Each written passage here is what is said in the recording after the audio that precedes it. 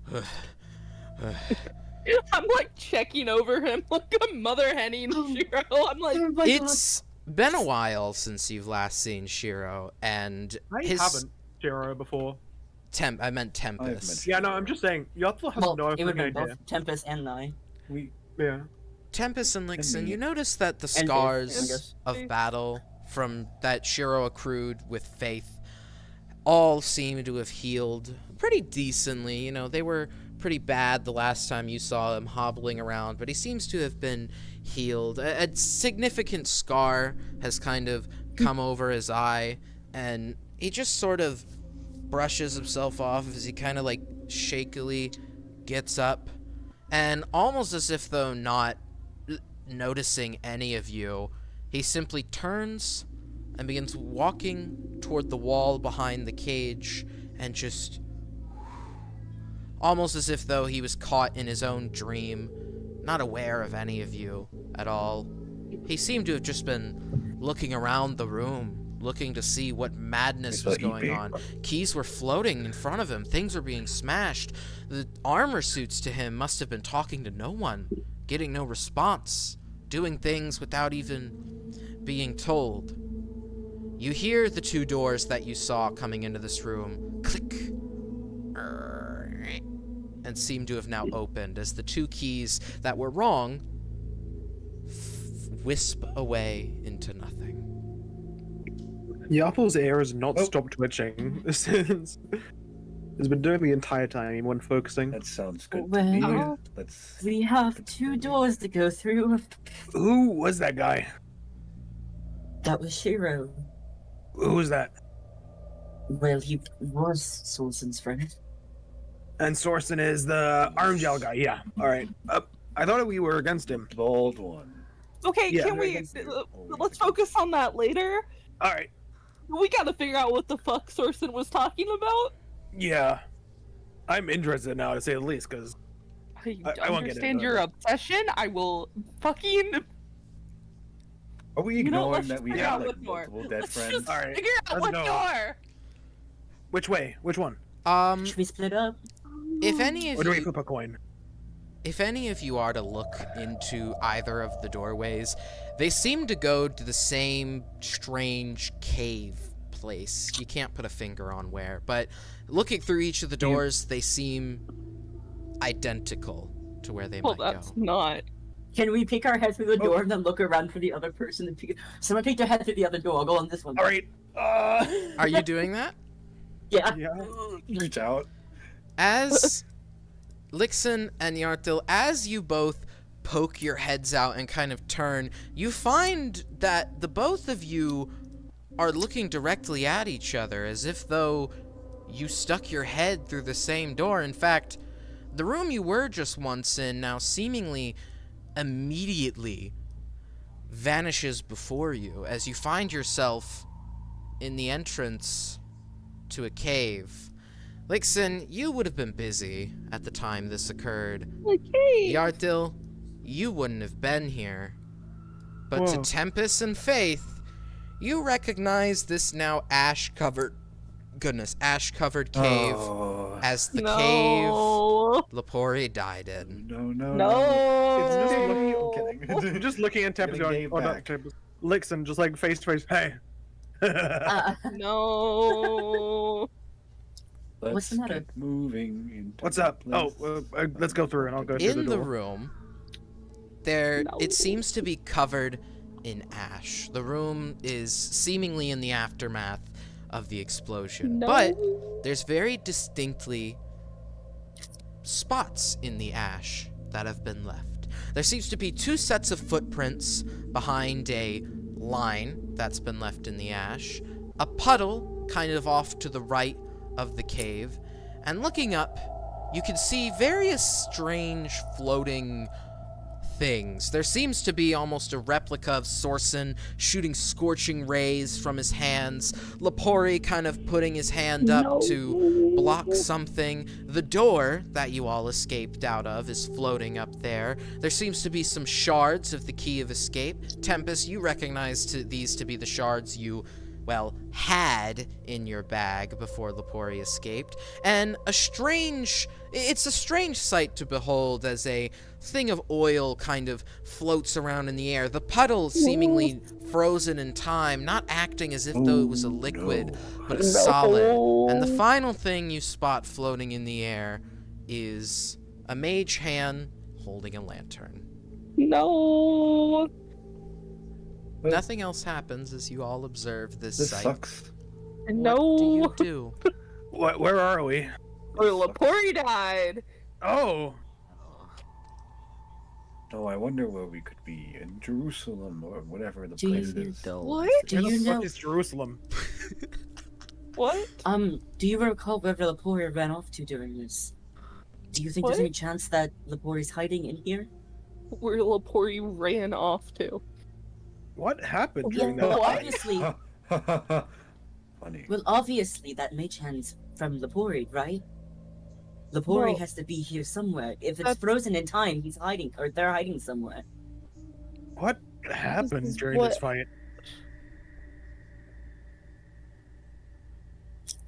We went through the door and then it went boom. Then we Listen's came gonna back, start checking behind, like, nothing's there. rubble This and is stuff. just the. There isn't much to hide behind in this room, but looking around, you can't really find anything out of place. Lepori isn't hiding behind the suits of armor, the remnants of the boxes in the room. It's singed completely. There's no real Lepori in this room, just the version floating in the Yeah. air, blocking their face. Is that the real source then? No, I It meant is not. What did. I didn't. Never mind. What were you looking? No, wait. Were you? Oh no, I thought this was like a moment stopped in time that Lepori was. Okay, never mind. I'm dumb. Reviewing the past. Yeah. Seems though as if Yeah, where it's like a. the things of the past are floating in the air. Okay, yeah, but I didn't hear anyone talk about Lepori, so I figured Lepori would be frozen in time somewhere in here. Unless Lepori is, and I just heard it incorrectly. Well, Basically, is Lepori anywhere in here as a picture for Horizon in Time? yes, everything else. in the air along with all the other objects, but it's simply a this room is not the actual moment in time. It is a recreation of it, if that helps anything. Lepori is there in the air floating with all the other objects seemingly bouncing into each other, but they're not actually there. Arthur's small tail starts to flick back and forth, seeing Lepori. God, even in the Okay, face of death, you are let's fucking just- weird. To find the way out.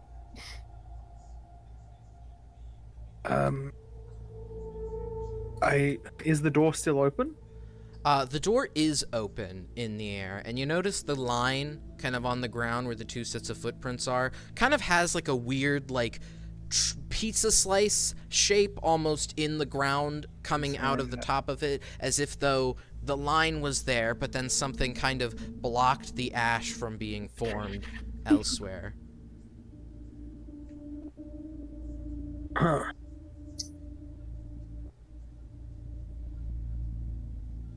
What the fuck happened here? In general, why is there so much ash everywhere?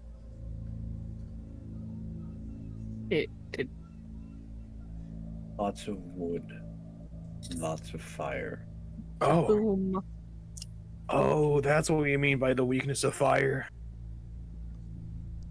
Huh. For the love of God, Lepori was not some god. Listen, all I've heard is that Love got a Lepori lot You've of died. heard more Just from kidding, us about the Lepori's- person we actually spent time with. Yes, but you've also only told me lived, then died, then lived again, maybe, and then died again, and now is apparently living again? Because we don't know. For all we know, this could just be some other dead friend that somebody might have. I'm pointing to Lepori. For all we know, this That's could be Dave. Lepori! I saw that motherfucker in the tavern. You see, like, Yatho's Excuse eyes me? go large. You what? You what? You want to slide that back to me here? You're gonna want to be real No. careful about what you next say. Pick your I- next words very fucking carefully. I was in the tavern when you were there in Denza Point. I come from Denza Point. It's a local tavern. Mm-hmm. Yossel, Yeah. what are you not telling us?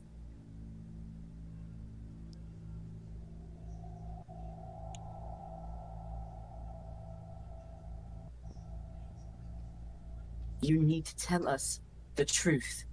Okay, so I might know a little more about Lepori than I let on. Okay, Oh, get if only I talking. could imagine that. I just kind of knew Lepori that before, like, all I knew is that Lepori was at that tavern with the party and everything, and then y'all left. And then, after following you for a tiny bit, you went into the school and then came back out without Lepori. Now, Twitching. part of me I'm doesn't about want to to yank believe that fucking that. earring out. No. Part You of know me what? doesn't Fuck want it. to believe Let's you. just gonna go over to Yarkle and grab his ear. I'm Oh. ready to fight. I will attack if anyone comes near and hurt. If you're aggressive, Yothel's gonna be be It's aggressive. more of like when like a mom is like a little upset with you and he tugs on your earlobe a little bit. That's what Tugs the ear, Lixen's just pulls doing. you away. Yeah, as you pull the ear, you see Yothel's hand start to like go into a fist and start to rise up quickly, but then stops it and puts it back down. Whoa, whoa, Listen. whoa, hey pal. Listen, let's not get overzealous here. We need to take a calm down. You're Does gonna need Lixen talking. does More. Lixen notice the Yeah, I think you would. It like starts to come up, then it stops. Listen, you see now, like Yothel's foot is tapping. what is this, Yossel? It's an earring. Very funny. What can I say except it's an earring? It Yeah, is look, one. I'm You could looking say at a it. lot of things. At this point, zombie, can I make an Arcana check to try to see if there's anything mystical, magical about that earring? I'm gonna say that's up to Yarthil to decide if it is, but yeah, go ahead. No, it's just an earring. Well, If you want to, like, now if you want to make you an go ahead and Arcana check. Hi, everybody. You know what? You can go Huh? ahead and check, and I'll let Yarthil. Yeah. Anyone can There. make a check about it if you want. Do I Okay. learn anything with Like a a what? 26? It's not magical. It's just an earring. They wasn't lying. That earring was just Yeah. an earring. Just an earring. I got it recently because I saw Lepori is so cool in that tavern. Okay, Yossel? Okay. I'm gonna Yeah, rip it out of your ear. No, what the fuck? Don't do that. Yossel, if you do not start telling us the truth, I swear on my position in Draco Nest that I will never trust you again. My eyes flick to you as you're close to me, and you see that Yathel's like kind of smile and face just drops slightly into like more of a stare and a glare. Listen, I really don't think you want to know too much about me. The voice has obviously changed. Try me. Oh, wouldn't you like to know, Drakeness? Listen, I just need to find Lepori. That's all I want. That's all I need. For what? As this conversation is going on, Tempest, you notice as the 3 shards of the Key of Escape seem to, by a 1 in a million chance, float together, click, click, click, and they all click back together, and their charred appearance begins to fade as, very quickly, whoop, it zips back into Lepori's hand, the Lepori floating around, now in their hand, and it looks as if though in their other hand, as they were blocking the rays, they were clicking it. And it is now magically kind of zip back into their hand. At this point as well, you also notice Lepori's body kind of zip into the location right in front of Sorsen. They're now kind of floating around like... They're floating around kind of as one object, but they haven't zipped to any other location. The door, flask of oil, and mage hand all still kind of float around in the room, but Sorsen, Lepori, and the Key of Escape have now kind of merged into one object, floating around as if though they were a battle scene that would be put into a figurine table connected by invisible fish wire or whatnot. You son of a bitch. Can you let go of my ear now? No! What do you know, Yarthel? What Why are were you you hiding trying to from us? find Labori? My motives don't need to be known. Your motives do need to be known. If you're traveling with us, we would like to know. Either way, you can go back to Denza Point. Listen, I've been following you all for a very specific reason, and that reason disappeared, and now it's back in my hand. So I'd much rather get to that. I'd rather have you fucking explain shit.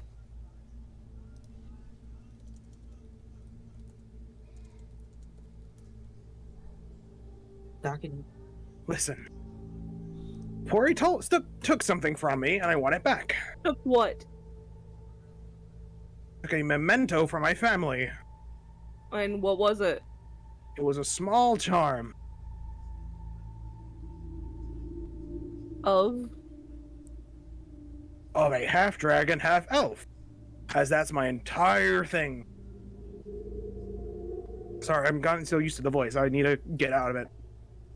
As it's not really the point of me doing it anymore. Any more questions? I don't know why you did it in the first place. We didn't know you. Again, I just want to get back that thing that I won. Is that too much to ask? Depends. How On are you what? getting it back? Ask for it, and then if not, try to steal it.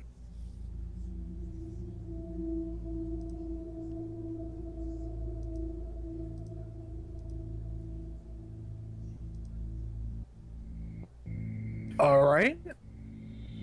Listen, I'm gonna say, if your friend is in any danger like that sheriff person was, I'll help get them out. But I just want my thing back. Alright? We good with that? I roll insight to see if that's the truth. Sure, you can roll insight. I'm going to roll a check All of against it. us, or- I won't say Yeah, what I know. it is. I'm also gonna roll insight. I won't say perception or, Yeah, me too. persuasion Yeah, or deception. I know. Oh, well, I fucked up. I didn't Yeah, I actually definitely didn't clear surprise that. me. I think I did. What was it? She was in that one. Oof. Nat 20. You wanna Okay, go first, yeah. Sonny? You pass. Yeah. Ditto. Okay. Hey! Is the collector doing it? Ooh. No, I'm not messing with this Two guy. nat 20s and a nat 1. Yeah, you both Wow. you both know It's the there's some, triad. it's not that. It's something else. Hmm. I Now know listen. to mess with him. Yeah. You can try again. Can I? Really quick. Yeah. Can I check my pockets? Yeah. Do we have our things back? No. Okay. Blix is gonna try to cast Charm Person on your What do I need to roll? I almost did something like that. I a almost wisdom save, Okay, give me a second. I think. Yeah, it'd work. I think. 22. I feel like a 22 passes. Yeah, it does. Okay, I cool. hope- Does a 26 hit? As I'm using Yeah. Mage Slayer to react and punch you. Mage Slayer. Yeah, it Yeah. does. Man. You take 6 lightning damage. Can I hang on? I was gonna say, like, should I? Can should I use Oh, absorb you elements against that? Oh. that? If you have a reaction, yeah, I guess. Yeah, it's a reaction. Yeah, I That's guess. so silly. So I capture some of the incoming energy. Although, less means effect also on make a means con- three. Also make a con save, sorry. Okay, well, let me make this con save first. I'm making a stunning Oh. strike. My God. That's a dirty 20. Okay, you pass, yeah. Alright, I'm gonna use. Hang on, I'm trying to remember what absorb elements does. I think you take half because you're a Brazilian. Brazilian? Huh? Resilient. You become Brazilian. resistant. You become resistant, I think. You take half damage because you're Brazilian. Alright. I'm gonna, Yeah, I'm you take- gonna cast absorb elements at second level. Which And you do means 2d6 on your next strike of Yep. thunder, of lightning. on my next melee attack. Okay, please try not to do that, and please get off me. Can I like try Please push try to tell Lixon us the off? truth. Can I try push Lixon off my ear? I'm gonna hold on to the ear. Oh, no. Okay. Do we need to make a chat? I don't know. Can I cast Compelled Duel? Want to do that? Let's not- Are you within You 5 feet of me? I am within Fellas, 30 feet fellas, of you. Listen, I'm just gonna barge in and say we do have like 40 minutes left until 9:30 fine. when we usually end, and I'm just throwing that out there, like. For what? Well, cause What? you know there's something after this, and I. Okay, well, we're in character. Okay. Too bad. Sorry, go on. Continue. So, Compelled Duel is within 30 feet. Does a 19 pass your save? Yes. Cool. Is it Wisdom? Yeah. Okay, making sure. Yarfil's got a +4. Yep. Yeah. What am I casting? I can also just be more. Compelled Duel. It would I have don't made know. a disadvantage on any checks. A disadvantage on any attacks, not on me. Oh, okay. If I tell you, will you let me go? I'm looking at Lixon now. Oh, zombie. If I find out you were lying to us again, Yarthos, help me. About which bit? Everything. Tell us the actual truth. Let go of me first, and sure. I'll make it Listen's easy. gonna let go. I'm going to step like 10, 20 feet back, just out of range, and then dust myself up, like twitch my hair a bit, like wiggle it around in my hand to try and get it better. Honestly, let's lay it all out. I've never been your friend, never have been. I've just wanted to kill Lepori to try and join that association. There you go. And I'm still gonna do it. If you try to stop me, I'll have to stop back. But I will try to save your friend at least till that time. Because I need to kill him, not that motherfucker if he's doing something. Do I make myself clear? As long as it's clear, I won't let you do that. I will try. You can try. I will. I learned a funny silly. What? Oh, Lixon wants to. Mm-hmm. Hold on, I'll show you in a second. Just Nothla's ready Someone in better, someone better hold Lixon back right now. Nothla's in a fighting stance. Like, you can see that they're ready to fight, but they're just preparing. How is Lixon His arm. looking? Lixon Hey, about everybody. to pop off? Oh yeah, Lixon's is readying a spell. Right, Zombie, okay. read that last one. Seeing that, Collector's gonna just like kind of get in like front of Lixon, like whoa, whoa, whoa, whoa, hey, no. Yeah, you don't want to fight him. Trust me on this one. Thank you, I Collector. mean, By the I way, we're think not in I cahoots. could. I don't think you could. You have, I have my armor Okay. still. Okay. Okay. I have integrated Cool. protection. Okay. I have a listen, +7 to wait, hit. Look, everybody, okay? It's not okay. It's not gonna be okay. We need to get out of here at least. Do you need a Okay. hint? You I can hate you. you can hear from You the don't far like side of the it. room the Sorsen apparition casting this scorching ray on Lepori is looking down. Do you need a hint? You've been standing here. Sorry, fast if that it was some real. intense. I hate you.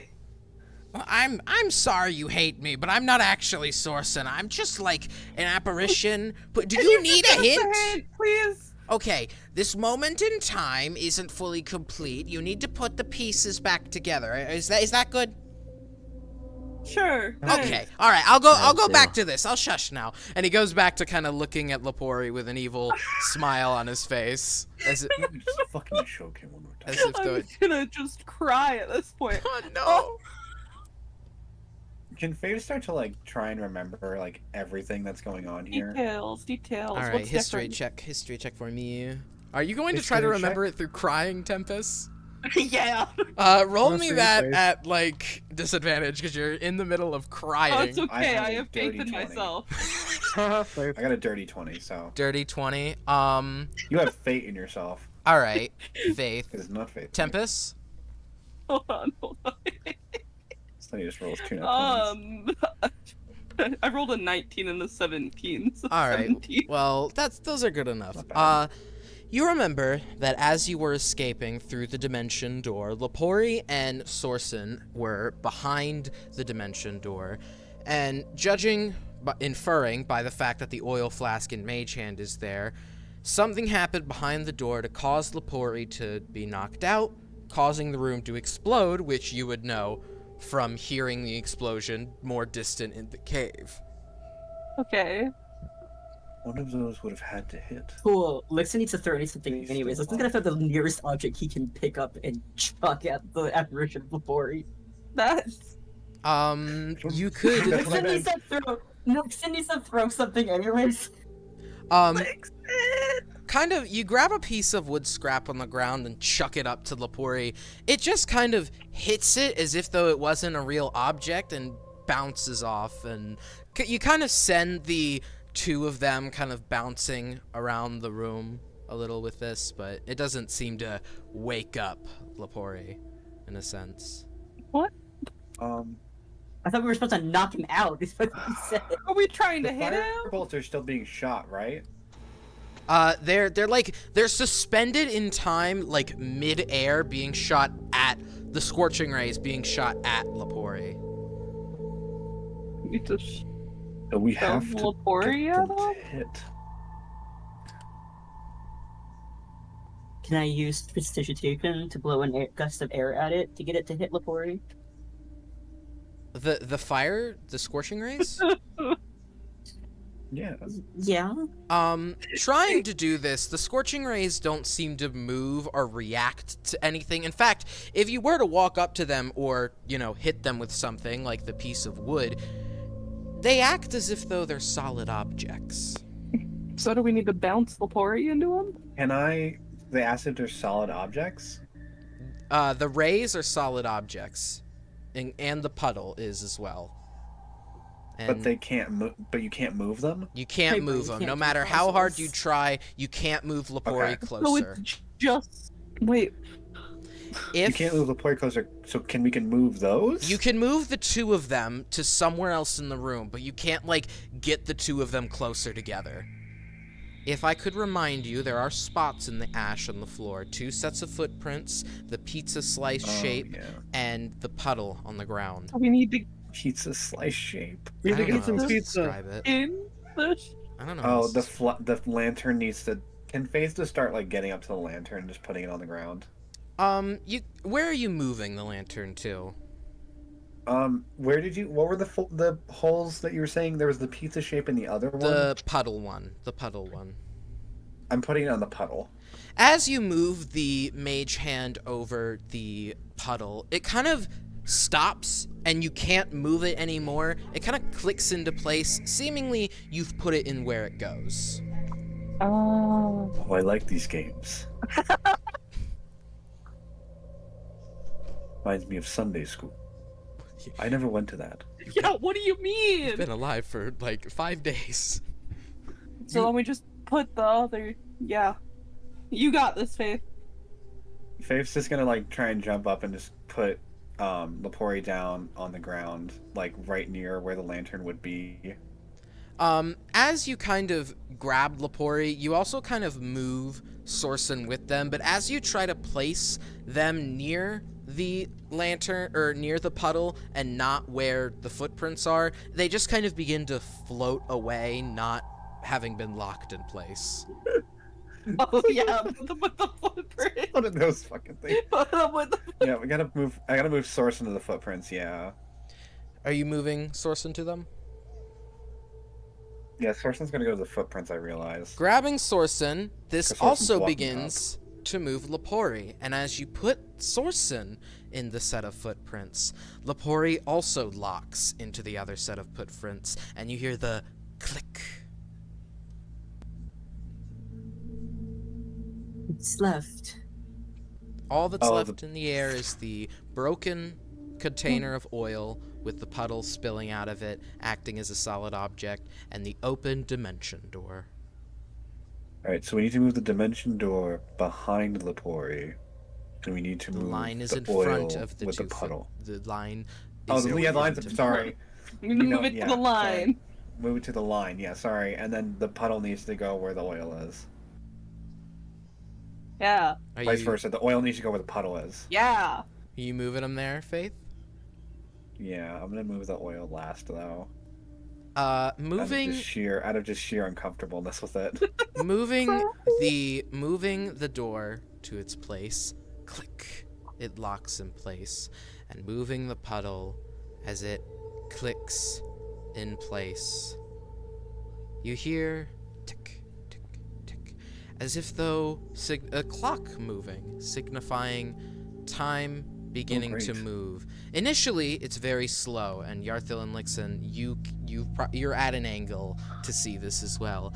Initially, it's very slow, but you notice as the scorching rays begin to go forward, closer towards Lepori, and eventually it's all very quick. They strike Lepori in the arm and strike them again on their chest, and you watch as Lepori falls over from this, clicking the key of escape to shut the door as their last action that they took when they were conscious, as the mage hand lets go.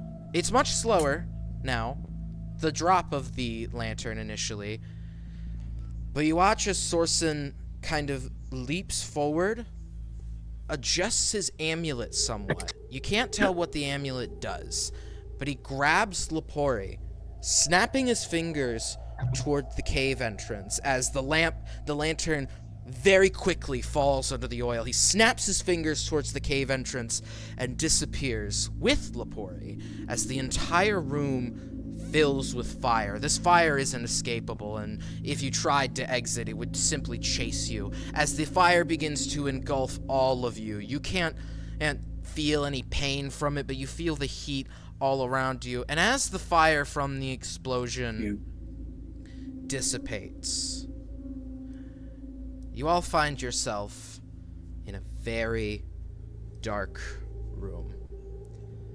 You can't see anything but a large window in front of you and a sea of a molten yellow liquid shimmering as if though it was molten gold. I'm not ending the session, but I need to be right back. I'm so sorry. I hate the timing of this. I'll be back. Hi, it's me, Panda, saying nothing I do What is a bastard. Yasuo inflicts on me as a person or my character or my existence. I didn't mean to be mean. I feel bad. I'm sorry. No, we love you. I know. Hi, this is Faith talking. I'm not actually that religious. Yeah, I know. I just wanted to be like, hey. I feel like everybody should know that too. That I'm not like. But yeah, it's just a little silly, isn't it? I love Twitch. Hasn't Donatul don't been worry, Twitch, dropping I'm hints not- about I'm this not the pushing entire beliefs. time? You guys thought the author was just I'm gonna obsessed with make a theory Lepori about because it. they liked him. Wrong. Kill. Huh? Theory about something like that. I don't think so. No, I don't think it was like. I don't think it was close to that. I think it was something to do with it though, but it was like nothing to do with just There's- the stolen amulet or something. Teehee. I always did think that it was weird that, after Lapoya was dead and Yarthel joined, when we went to Denza Point, Zombie mentioned Idiocus.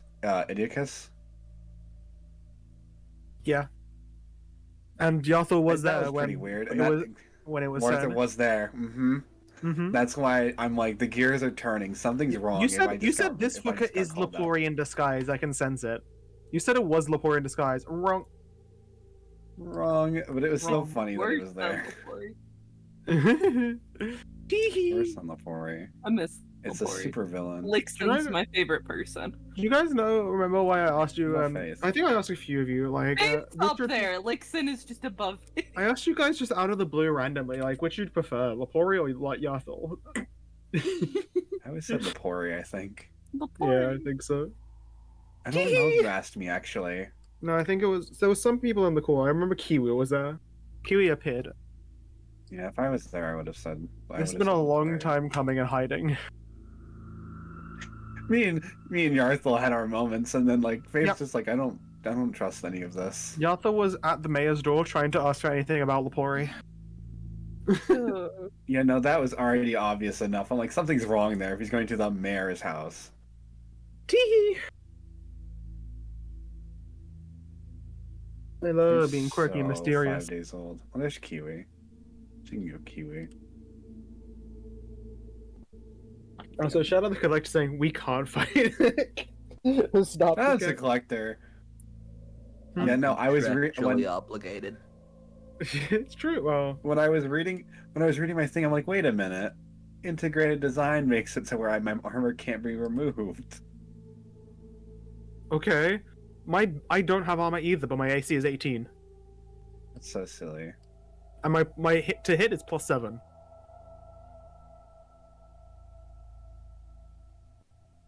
We don't talk about that. Let me read something. If it doesn't specify, it'd be so funny.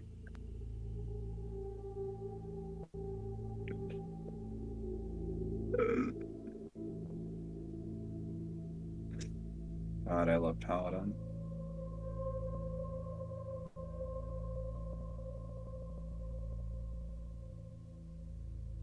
Tease a little here. Cheese or at. Cheese. Again, I'm sorry if I mean. I'm sorry. Stand up. It's Listen, I fine. get worried about being mean. Listen, I'm cringe. characters can be mean a lot of the time. I've had characters that are like borderline like rude. Borderline like you need to not talk ever again.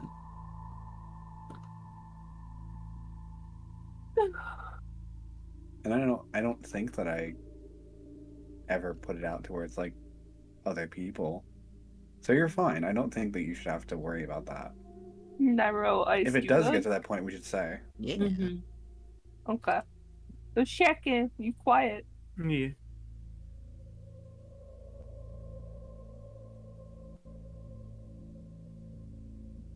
I just got jump scared by my own villain.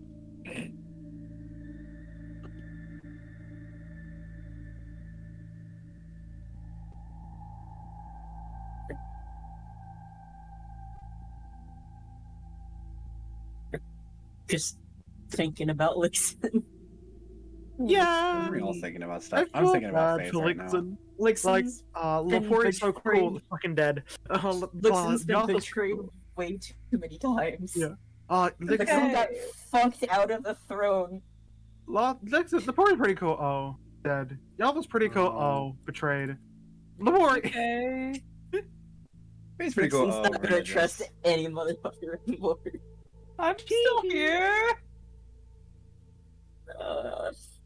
Me and Tempest are right here. I haven't gone anywhere. I'm I'm hiding just a nothing. robot. Yeah, but now Lixin doesn't know who they can trust. Like, it's a fair point. Like, yeah, sure. No, that's a very fair point. Like, I Tempest, agree. Tempest and Faith are there. They've been there the whole time. But Lixin's like, I don't know what I'm supposed to do now. And that's really fair, honestly. I think Yeah. that if I would definitely feel the same way. That's totally fair. You do you. I mean, like some things I did just weren't noticed, like was like seen as something else. Basically, when choosing quotation marks Yathal's accent, going through different ones, and then at some point later deliberately fucking it up, doing a different voice and going, "Oh wait, You do so many voices. I just enjoy everyone. So I just Yeah, no, it's for just like, like oh, that's what I another thought would voice. happen. Nice. It just kind of happened like that. Me, when I first read it and I read Spy, I'm like, something's wrong here. Really, that's so crazy. How be I mean, spy. That's so to be crazy. fair, To be fair, we I all don't were think like, you ever fully eyeballs. avoided the suspicion. Oh yeah, there was also the fucking bunny earring. Let me know when we're all Yeah. good. Yeah, We've we're been, good. Ben, good? Alright. yeah. So, as you all are in this room with the window that shows the gold, this golden, molten gold sea shining in front of you, you can notice various chains hanging from the ceiling. All of them reach down just enough so that if the window wasn't there, in fact, you could grab some of the chains outside. But inevitably, the glow of the hot metal isn't the only thing illuminating the room. As slowly, light orbs that you've seen from all the cantrips that you've cast illuminate the top of the room. First, though, you see at the very end, standing on a small alcove poking out from the inky blackness on a golden platform of solid gold, Sorsen. Looking completely different from however you've seen him before. Instead of wearing his typical red robes, he's got a distinctly purple color to them now. He's got these spiky pauldrons, almost as if though he's padded up his leather armor. His hands now seem to be wrapped in these dark black fingerless gloves, allowing only the tips of his fingers to extend out of them. And in one hand, he holds a small little device. It looks as if though it has the trigger of a gun on it, but there's no gun. It's just a little device. And as he spots you all being lit up by not only this golden sea, but the lights throughout the room, he calls to you. Well, I see that the first two little puzzles weren't all that hard for you. Did you enjoy the prize? You can hear him as if though he's right there with you. And so can he. Luxion's not saying a damn thing. I'm just glaring at Sorsen.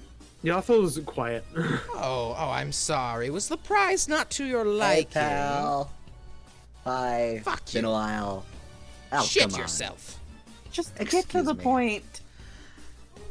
I think you should, look on the ceiling. Do you all look on the ceiling? Yeah. Yeah. Hanging above the golden sea, wrapped in chains, covered in burn scars, but the outfit you know and love.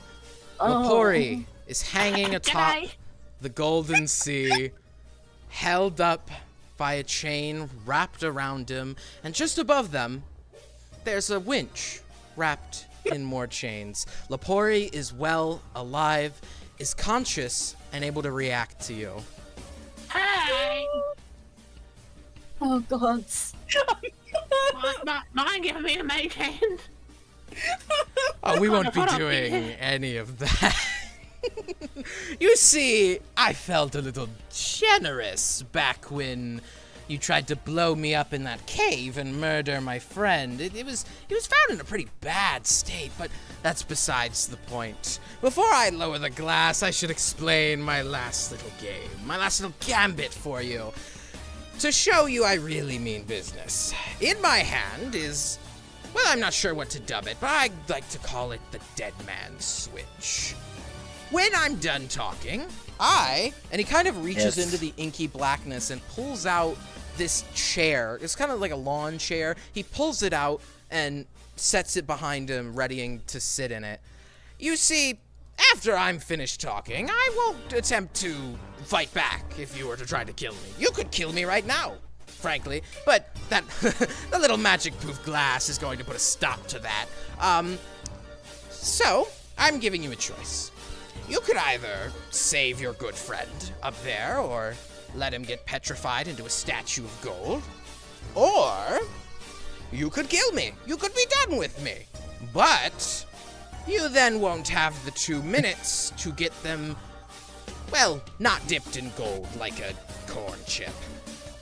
If I even slip a little bit, and he kind of goes, oh, and he like lets go of the dead man's switch a little, Lepori kind of like jerks down about a foot, and then he re-grabs onto the switch so that it stops.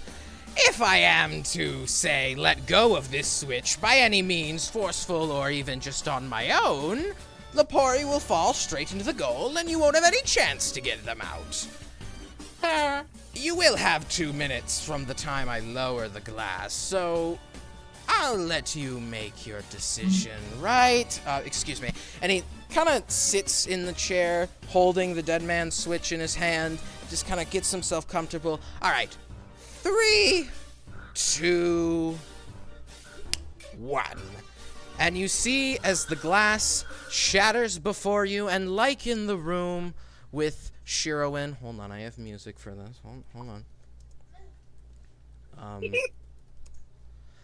As with Shiro, Have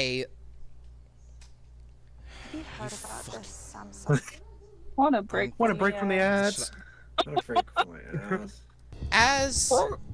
As you all watch as the glass in front of you drops, the golden sea doesn't leak into your room. Instead, you're standing on a solid gold platform as Sorsen is, sitting there with the dead man's switch in his hand. Chains line this golden sea, easily climbable on, and Lepori is slowly being lowered as just above their winch, a 2-minute timer as the 5-minute one that appeared in Shiro's room appears, slowly beginning to count down, dipping Lepori lower and lower. Oh god, what do we do? Yotho we looks just to the need to party and then Climb! Yotho looks to the party and runs towards the pit before anyone can do anything. Just rapidly going there. You going for the chains? I'm going to the pit and then yeah. The pit in front of you is solid gold. However, there is a chain close enough to you that you can grab. I'll try grab it. Grabbing onto the chain, it's sturdy, it's not going to fall from under you, and you can easily climb on it. Tempest, everybody else, do we want to react? Yeah. Grab and I think climb. it's easier to just bite the bullet here. Lepori What? is If marked we- by the What? dot on If the we map. get Labore out, Yonsu will kill him. Kill them. Then we kill yours. Don't you worry about that. Collector's gonna run up to where Yarthel's grabbed onto this chain and try and run up and grab Yarthel in an arm prison. Okay. What do I throw? Just try and grab onto him, basically. Are you I roll grappling? acrobatics, correct? Well, it's not like a grapple, just more to cling Man. onto you. Oh, can I cast Hex while this is happening? On Is there a Yarthel? 90-foot range? On Yarthel, yes. What? The room Wait, you're in is no bigger than 30 foot by 15 feet, so yeah, you Okay, definitely have then, the yeah, I range. can do that. And then Or the platform you're on, sorry. I have to choose an ability check. Well, you are climbing. I don't even know what's happening anymore. Dex. Okay. So it's disadvantage. On an Okay. ability check. Alright, what's everybody else doing at this point? Actually, wait. Collector and Yarthil, do you grab on without getting shoved off, Collector? Did y'all roll for that? So yeah, so I guess I'm trying to less so grab onto the chain Yarthel's on, more so grab onto Yarthel to try to weigh Yarthel down. You're Okay. trying to grapple Yarthel, I think. Yeah, so yeah, grapple. Alright. Okay. So is this before or after the hex goes? I would say... What's the cast time of Hex? A bonus There's action. one bonus action. So I'd say I'd say after. Okay. Yeah. Disadvantage. On the ability check? Any ability check. What is? Dirty 20 acrobatics to get out. My With athletics disadvantage? is... Yeah, the other one Oh, was damn. 21. Oh, I have damn. plus 7. my athletics was a 15. I don't know why I still did it. What's a Okay. what? 15. You don't exactly grab where you want to, but you kind of get the end of Yarthil's foot. Yarthil, are you gonna just shake him off? Yeah. Yarthil kind of shakes you off off your foot, and you kind of fall back onto the platform as the molten gold kind of bubbles beneath your hooves. You've kind of landed in You've kind of landed in a spot where your hooves are kind of hanging over the edge, and you hear a distinct tss on your shoe as if it's been Nothing came out. singed. no noises came out of your Describe the mouth. sound, zombie. Nothing came out. Oh, it Nothing was like came a out. Okay, makes sense. like a sizzle. Alright. What's everybody else doing at this point? Faith, you've casted Hex. Yeah, which is Firing bonus up the action. chain. I still have mean- the action. Are we going in bonus action and action stuff? Are we just doing one thing? I don't know. I will say bonus actions won't count against the time, but for every time, I'll say every action you all take, that takes 6 seconds off the clock. Okay. So at this point, Yarthil took a movement action, so that doesn't count. The Collector took a action, so that counts as 6 seconds. 150. That'd be 154. And Faith and Yarthil took a Mine's movement bonus action. I didn't take an action, so You didn't take an action, so it didn't count against the time. is from where I am, is everyone within a kind of quite neat 15-foot cone. I mean, the room is 30 foot by 15 feet, so you would be able to cover half the room. I'd say yes. Are they at the other side of the? Okay. You all kind of Um, appeared in the middle of this room. Please, the can fire everyone pole. make me a Dex check? Can I Gladly. counterspell it? No, it's an Is it a spell? Yeah, I was ability. gonna say I don't think it's a spell. It's a Breath of the What am I Dragon rolling? ability. 17. Dex check. Dex check or 3. saving throw? Oh, wait. Probably Saving throw. saving throw. That's my bad. Still 17. Does It's this a 3. include me? Am I in the range of this now? Because I'm like below you all. Oh, I'm doing it Well, down we're to all get everyone. below. I would say Yeah. yes. It's Yarthel's at an upwards angle to you. You- 25. Dex save, yeah. Yeah, I would say the Yeah. DC is 15. Gotta Well, beat it. that makes it. 25. Okay, let me Yes, roll I down. This is going to be lightning damage. If you took full, take 12. If you take half, take 6. Okay. That's not that bad. That's not. That's terrible. not good for me. This lightning kind of rings through the room out of Yarthel's mouth, hitting all of you quite a bit. Sorsa just kind of shouts now quieter, as if though he's actually on the other side of the room. Get a room! What the You fuck are are these guys weird. doing? Who is this Man, guy? Who are I'm these very dudes? close to just asking Faith to throw me. Oh, You certainly won't. Lepori, I will warn you. I will warn you. listen. In Really? about a 5-foot radius around where Lepori is, there are no chains to grab onto. there's a Lepori to grab on. No, Lepori is That would be higher in the air at this point than everybody else, but now that we are at 1 minute 48 seconds, he's lowered Yes. just a little bit. Yes, Um, yes, Arthur. how's- Not Arthur how's- Vixen. Lepori, listen to me really Yeah? carefully. Uh-huh. If that one gets up to you, they will kill you. Oh, fuck. That's not good. Do you want us to save you, or do you want us to kill Sorcerer? I'd fucking rather be saved, yeah. I want to save Zombie, Lepori too. zombie. Yeah. I know what you're saying, Death, Faith, but I don't want to become gold. Faith, no, Faith, you haven't taken an action, so yeah, go ahead. I also. No. And then I I'm gonna let you two haven't- go after Yeah, Faith. do your thing. What were you- Do your thing. Okay, whatever you guys alright. wanna do. I want to think on something. Tempest but I'll Elixir, wait. what do you want? What do you want to do? Hee. This bitch empty. Yeet. Man. I'm going to cast Ice Knife at your soul. Okay. I will warn you now that you are taking damage on the chain. I'm gonna require a dex save every time Well, that's you if take... I get hit by the If ice you knife. get hit, yes, but if you take damage by a spell attack, ranged attack, I'm gonna require a dex save to see if you can stay on the chain. If you get a nat 1, you will fall into the gold. Cool. The DC Just of on the this, nat one. the DC of this will go up by 1 every time you succeed on the save, for all of you. Okay. That is a 16. Does not hit. You don't have Damn it. armor. Wait, that doesn't matter. You I never had I'm armor. on defense. Yeah. I was the only one that mattered. The ice knife kind of whizzes by you and lands kind of next to Sorsen as a little bit of the gold kind of. He goes, "Oh goodness, that's just immoral." It is now 1 minute 42 seconds. As Lepori Man. I have an lowers idea. hers. I just don't want to steal you guys' ideas. By the What's way, your idea? roll. Real quick, Faith, you need to roll concentration on Hex when you took damage, Correct. Thank you. and you have That would still be disadvantage on the decent. saving throw. And why is that? Mage Slayer. Fuck. Oh.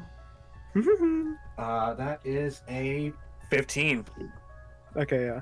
Still beats it because it's DC 10. Yeah. I was thinking I can Eldritch Blast. I have 2 beams. That's 2d10 if they hit. Shit. Or I can hit the chain itself. No matter I how mean, many. but No matter how many isn't times. that the only close chain you said to climb up?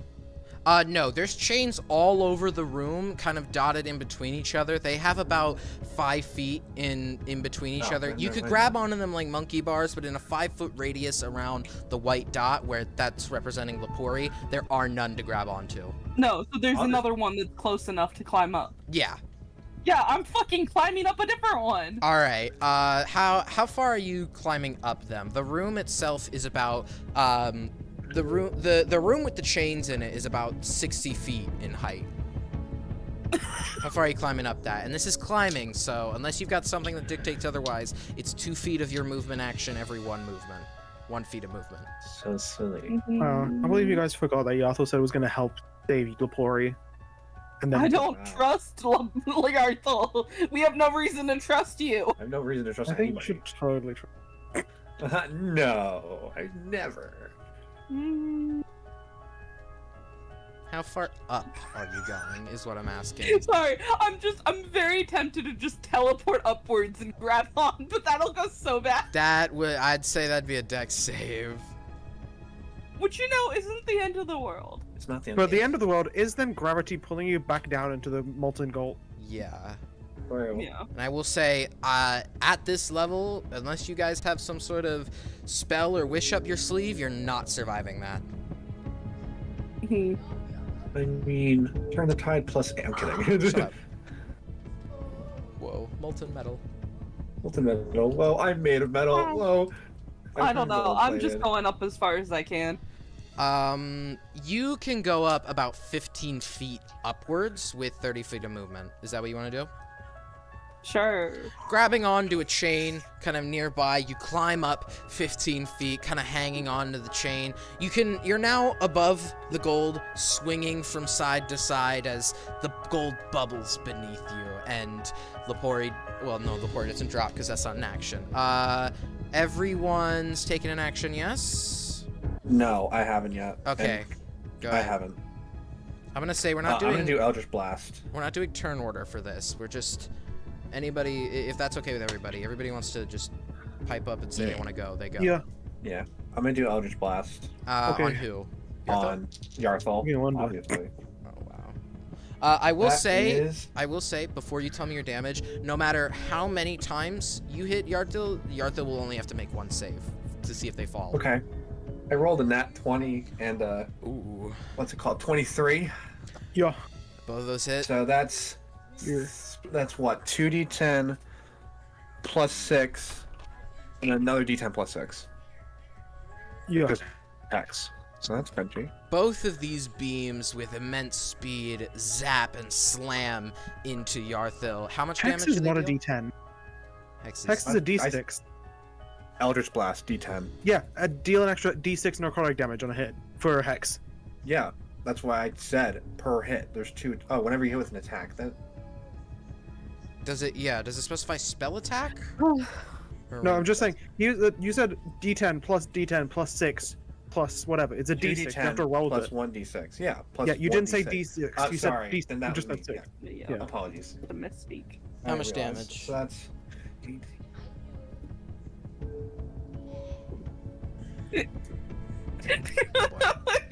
Cursive joining the view. Oh, hey. Three. I gotta yeah. Do you want to know specificities? Do you need specifics? It would help for descriptions. 25 necrotic and then 33. How the 7, fuck? 25 necrotic? 3d10. Eldritch Blast is force. Sorry, force. I'm sorry. Yeah. I can't read. I forget that Eldritch Blast is Well, force, either not way, I fire. only had 26 hit points. So I'm on the floor. You were hanging on to a chain, Yarthel. Yeah, I know. I mean, You, I'm below that chain. Can I make Yeah. some kind of reaction to catch the Do guy? you want to catch You Yarthel? want to? Please do. Look, man.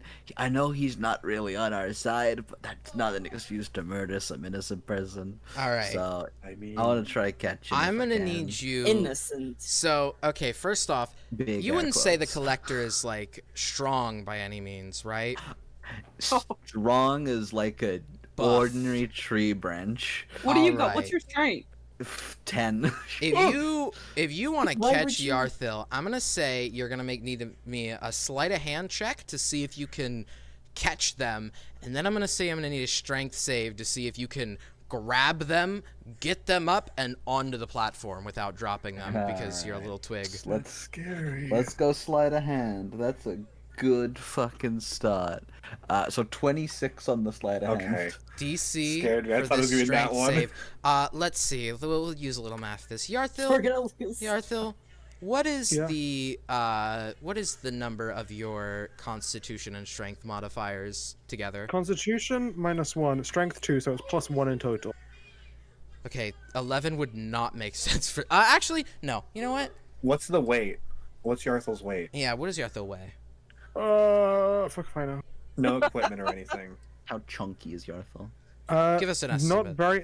He uses mostly like dex and has no con, so it wouldn't be too heavy. Okay. Say like Well, maybe. if we're doing the math, it's for weight. I think it's 8 times your strength score. Am I right with that? Yarthil Am I right would. with that, Panda? Hold on. If it's +2. Weight depends on the race and everything. But if Yeah, it's that the too. race- Which is because it's weird because it's custom. Why don't we say within the range of like 150 to 190?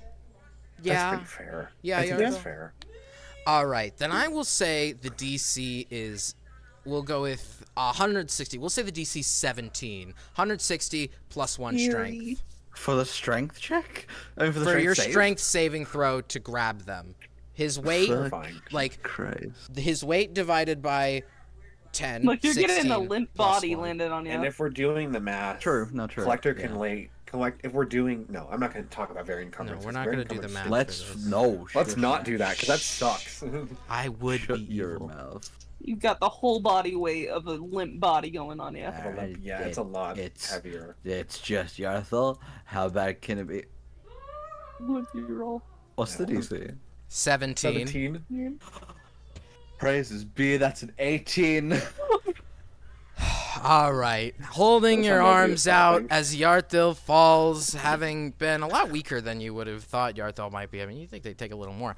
You manage to catch them in your hands, and with some sort of strange magical strength within this dream space, you manage to pull them over and just drop them onto the ground of the golden platform, completely unconscious at this point. Holy shit. Right, I'm gonna keep scaling this fucking chain. I just realized that Faith actually did follow his order.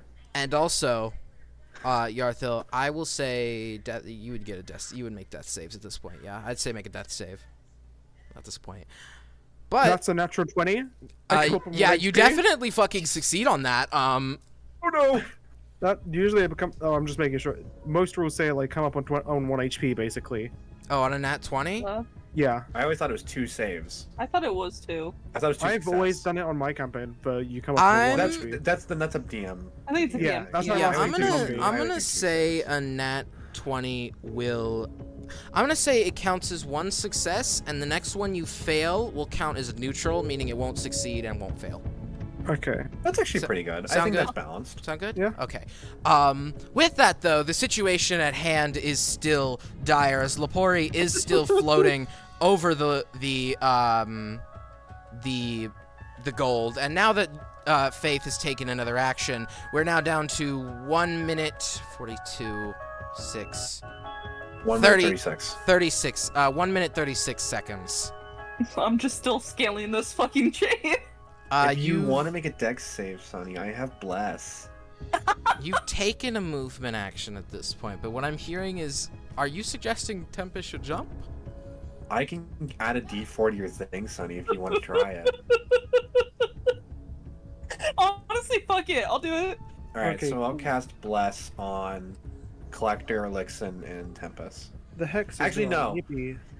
Actually, I'll do it on Tempest. Where's Lixin? Lixin is Lixin, where would you Lixin's still be? on the Lixin's still on the platform trying to figure out what the fuck to do. Okay, because I was gonna say, because the other two are on chains, and we could give it to Lapori, who could use it. The porridge just kind of like swing back and forth slowly. Honestly, yeah, give it to the board. Yeah, okay, because me and Lixin are still on the platform, so I'll give it to Tempest, Collector, and Lapori. All right. So you get a D4 to your attack roll or saving throws. like all of them, or is that The just target can the roll a next d. one? You bless up to 3 creatures with a choice of within your range. Whenever a target makes an attack roll or saving throw before the spell ends, the target can roll a d4 and add the number rolled to the attack roll or saving throw. All right, so that's a just while the minute. That's spell's any active. time. All right, so you're casting bless. Yes, that's gonna be that's an action. So That's that'll an be action. 30. So 1 minute 30 seconds on the dot. You cast this bless spell on Tempest, Lixen, and Lepore. Tempest, Collector, No. and Lepore. Collector and Lepore. Only you can see this, Faith, as these glowing hands seem to come down from some strange place, and they seem to just touch each of them with a finger. They're the hands of the god of Renovamen, and then they explode into a golden, glittery powder. Doing God's work. Doing God's work, yes, sir. Anything we all want to do? Teleporting upwards and grabbing onto a chain up there. All right, hold on. So, are you teleporting at like an angle to try to go forward and grab up onto a chain higher? What? Are you teleporting forward and up so you could try to grab a chain 30 feet away from you, or are you teleporting straight up to try to grab 30 feet above you? What's the distance between Lepori and I? The distance between the platform and Lepori in the direct center of the room is about 45 feet. From like the edge of the platform where Yarthil just was on the chain to Lepori is about 45 feet. If you succeed on the dex save, you will be able to grab the chain.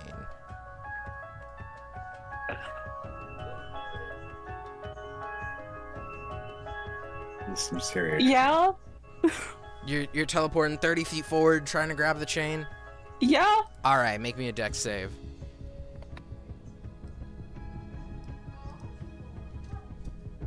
Nat 20. 26. Oh. You very seamlessly, as if though you just took a step forward and grabbed grabbed like a structural support. You teleport forward, not even falling an inch, grabbing onto. Great. I probably looked cool too. It did look cool, grabbing onto the scaring the shit chain, out all of smooth me. like. Sorry.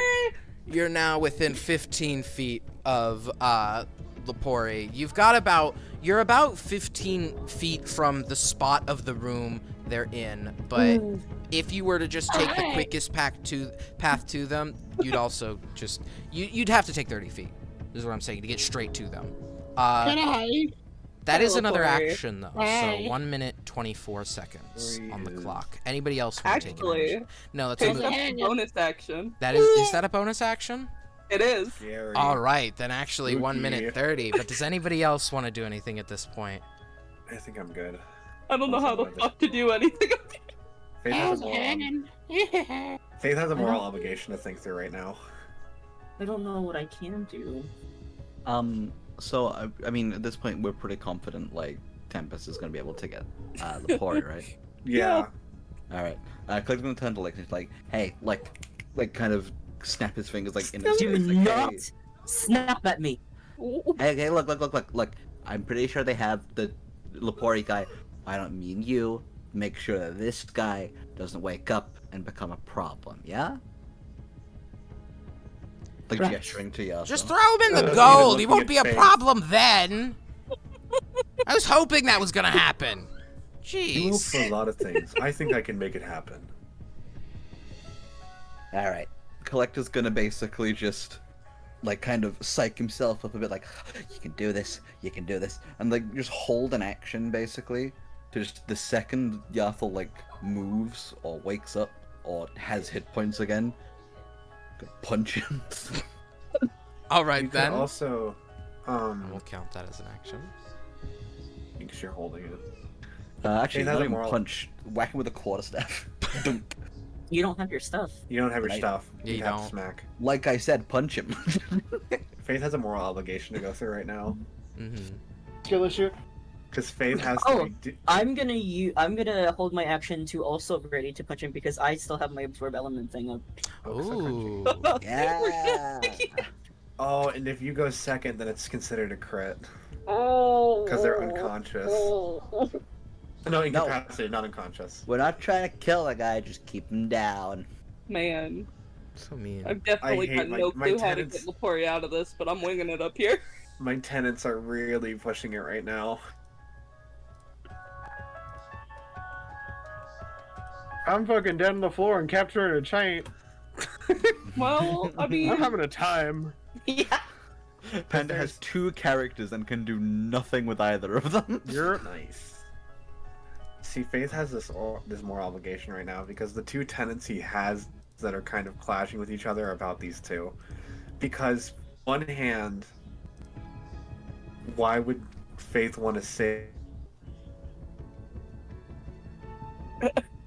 Yeah, I agree. why would Keith want to save Because the law is Lepori? paramount. It is the mortal that holds the stones of civilization together. But on Lepori the hasn't other broken hand- any laws to get up there. No. Lepori was Lepori just like before. I'm gonna be fighting. honest, I feel like Lepori would have somehow. Like, Lepori broke the would've. law of physics. or I something. got up here illegally. But I mean, like, after the fact. Call the police. I broke the law Let's of just tell physics. about we just focus on saving people, then we'll deal with that. I haven't taken my action, that's the issue. I Tempest. mean, technically, I've only taken a bonus action. I will say, you can take your turn. either Tempest, do you want to take an action, or Panda, do you want to take an action to try to have Lepori struggle out of the chain? Lepori's still just swinging back and forth, trying to get momentum. Hey, Lepori, Whee! you got any ideas? Oh, fucking. Gotta be honest, my head still hurts. What? My head still hurts. Okay, that I was doesn't. That's not That helpful. sounds great. I was like That's fucking not climbing a the- tower. If you I get got, them like, out of the halfway down chain, here. or like make a platform or something. I don't know. I'm bored. I thought you all were gonna kill the guy, and then you didn't. It's boring. Listen doesn't actually. That's me laughing, not like. Wait, That's don't- how you don't beat you- an entertainer How villain. do I get you out of Ballin'. that chain? Wait, what? Why does that guy want to kill me? You know why I want to kill you. Stop questioning you. it. Not you! You're not Not you, important. fucker. Okay, okay. He wants to get overtake your rank. Ooh. Oh, don't kill him then. I need to talk to him. Okay, let's focus on getting you out of this. Yeah. Yeah, I guess. This rabbit better be worth all the trouble. I am Yes, great they at are. I need to stop doing that. I am Lepori with fucking Lepori, Yeah, shut yeah. up! How much health does Lixen the Collector have? I'm 12. Is it more than half? Is it no more than half you have? It's under half. Okay. Collector, what about you? Oh, Same I'm missing like 6. Okay. I'm gonna do bonus action turn the tide. Lixen regains 7 hit points. Cool, thanks. And that is a bonus action. All right. You can pick up to any I number. could have just done lay on hands. I'm stupid. You can pick any number of it. Well, yeah, but it has to be no more than half hit points. I don't have. Yatha doesn't have more than half. Well, you're funny, aren't you? Yeah, you're a funny guy.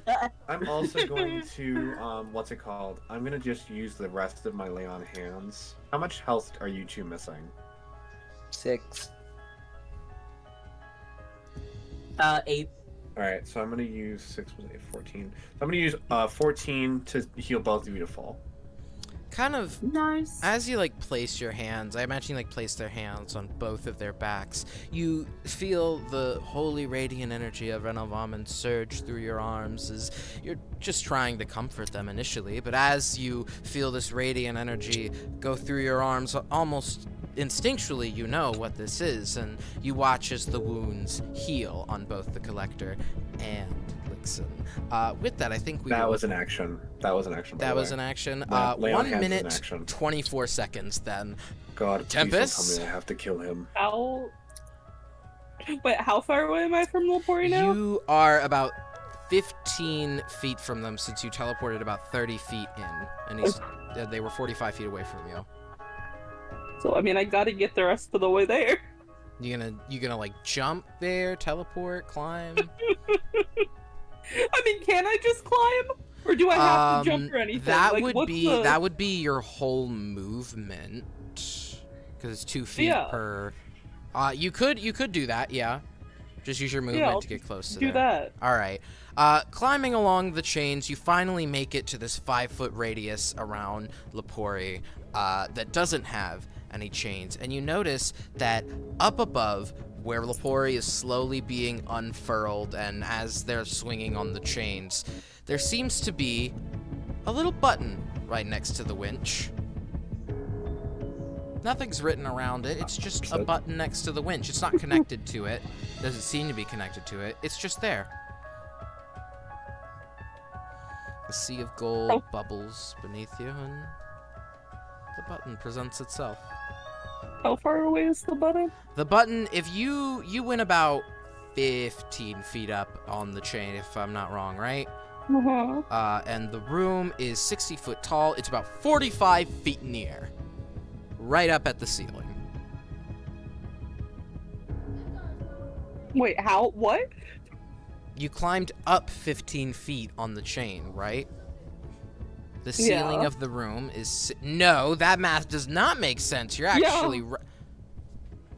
I was like, I climbed more than just that. Hold on. Wait, you climbed... You were climbing forward to try to get to him. You didn't climb up. You wouldn't have been able to if you wanted to get straight near the radius of where Lepori is. I mean, but I had to climb up at an angle anyway, though. Yeah, you would have. Well, I will say 35 feet. It is 35 feet in the air. Since you would technically have to climb up at some kind of angle, you probably, ambiently moved up on the chain slowly as you were climbing toward Lepori. Is there anything on, the chain around Lepori, or is it just... The chains around Lepori seem extra stiff. They seem to not swing as the other ones do, but other than that, there's nothing on the chains. However, you do notice one thing near the ceiling.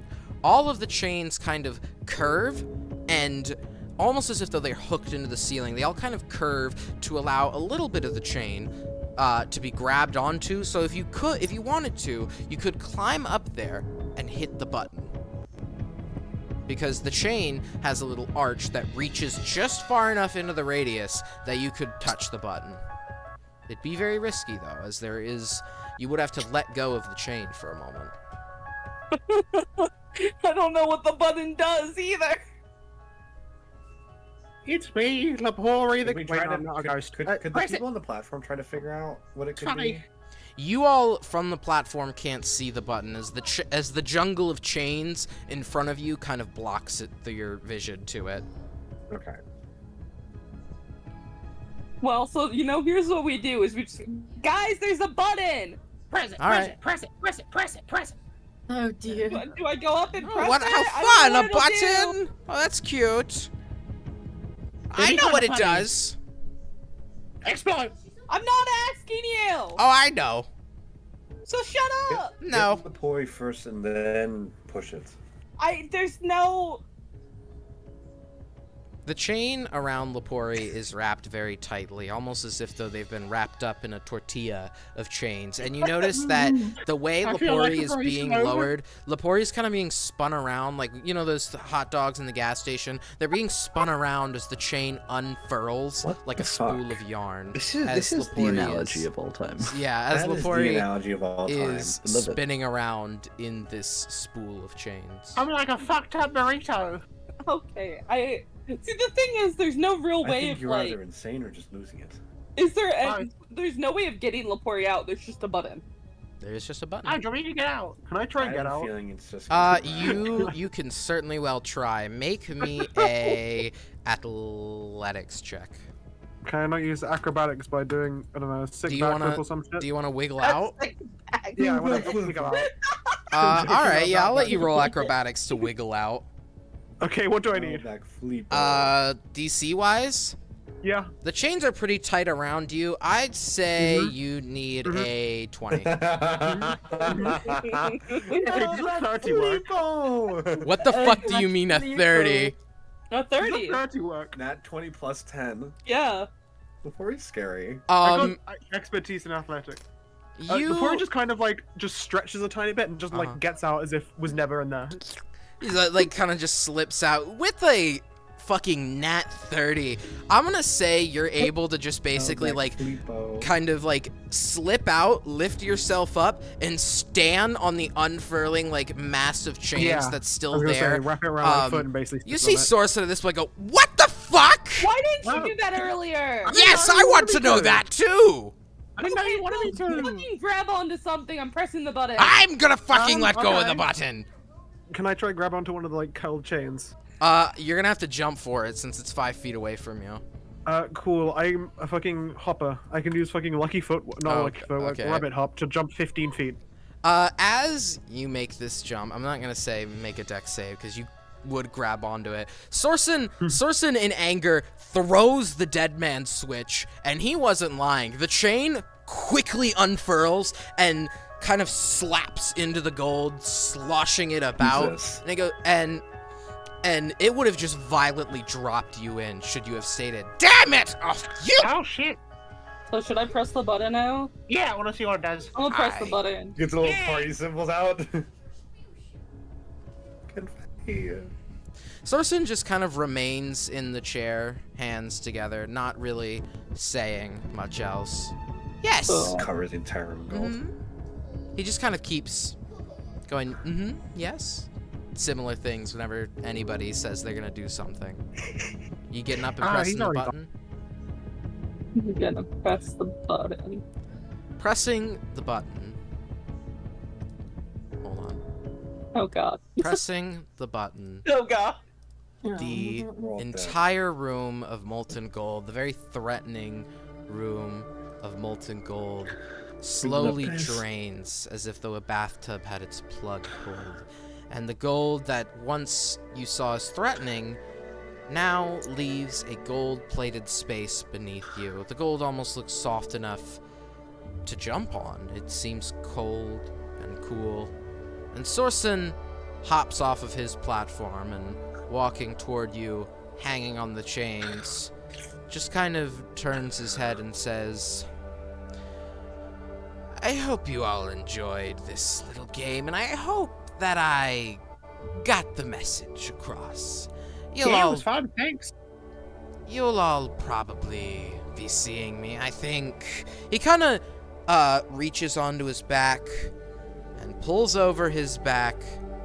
Tempest and Lepore, you recognize this to be something from ages ago. It just only now comes back to your head that this is the grimoire of the very powerful mage Gordon Coniferous.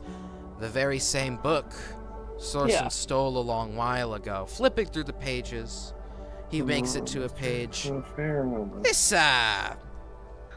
little dream space lasts for another 5 minutes. You've got time. And he puts the book back over his shoulder. I'll be seeing you. I'm sure they're thinking you're dead in the tent by now. You might want to get that cleared up. And he simply raises his arms out as if he's going to fall back and make a snow angel, and falls backwards, sinking into this golden...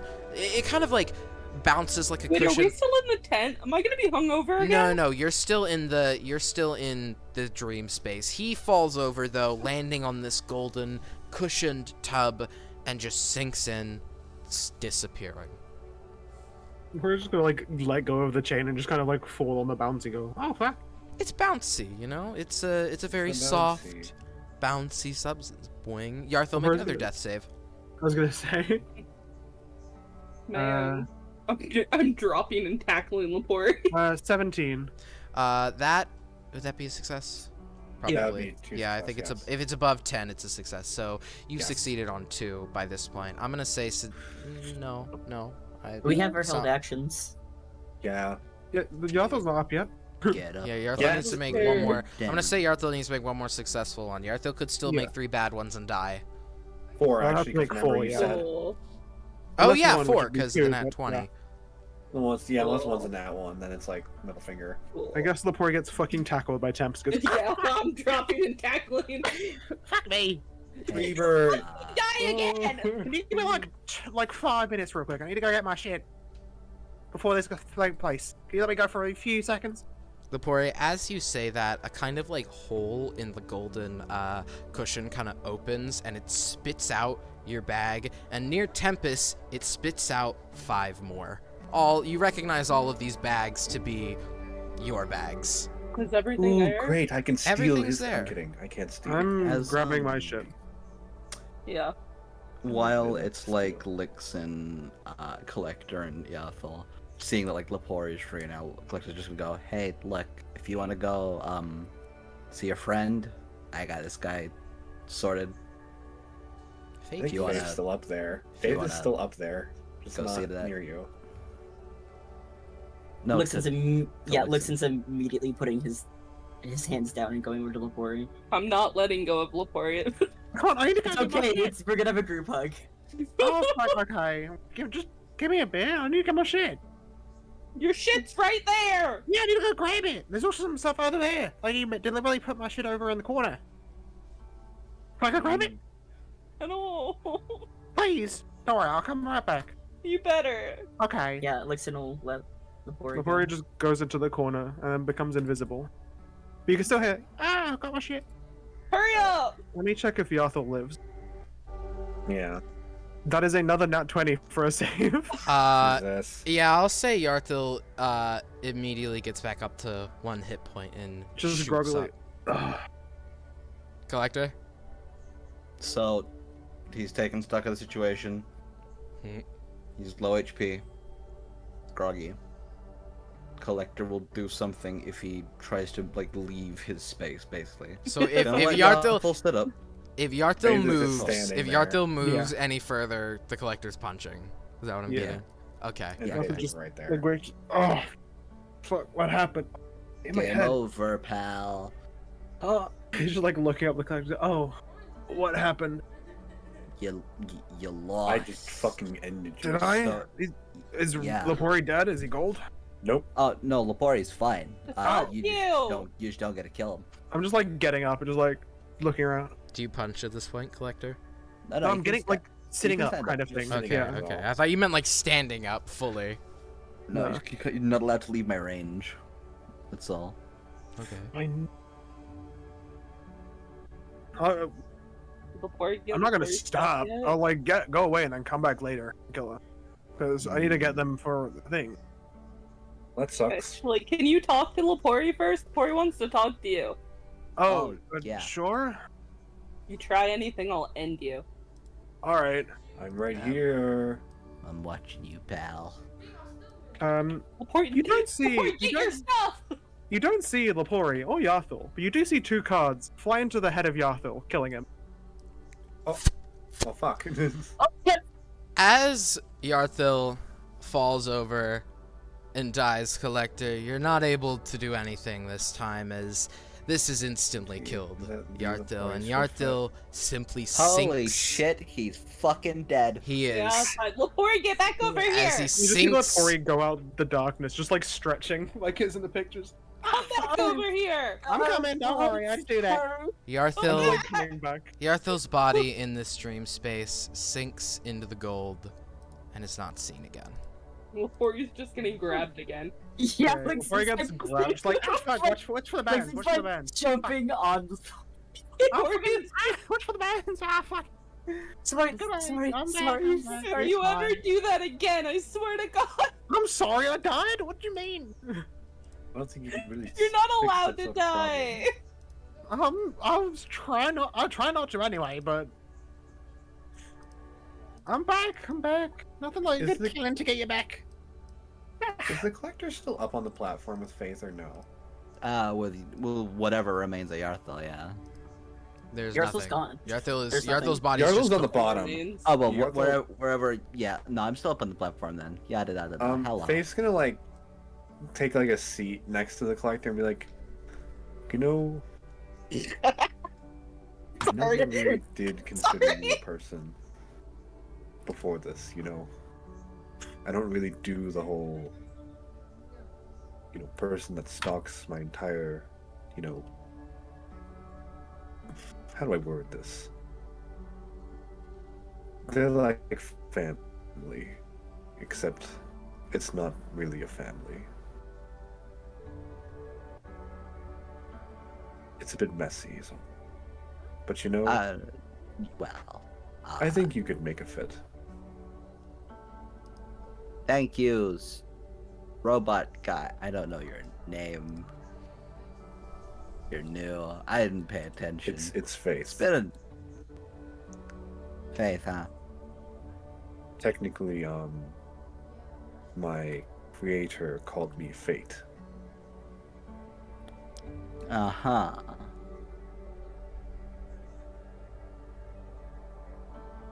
And why is it that you're not Fate then?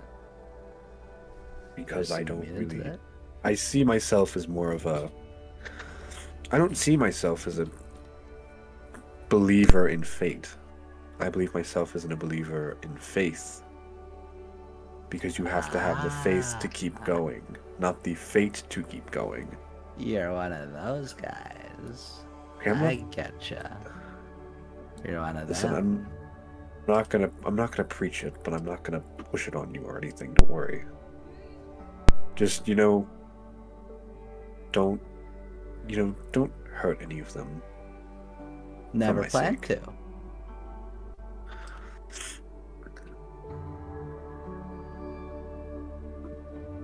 Especially the other two. Which other Lepori's. two? There's 3 more.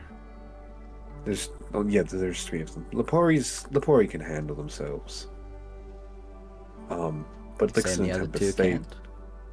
I'm saying that I tend to make sure that everybody is okay, but considering Lepori's here, living again, I think that they can handle themselves.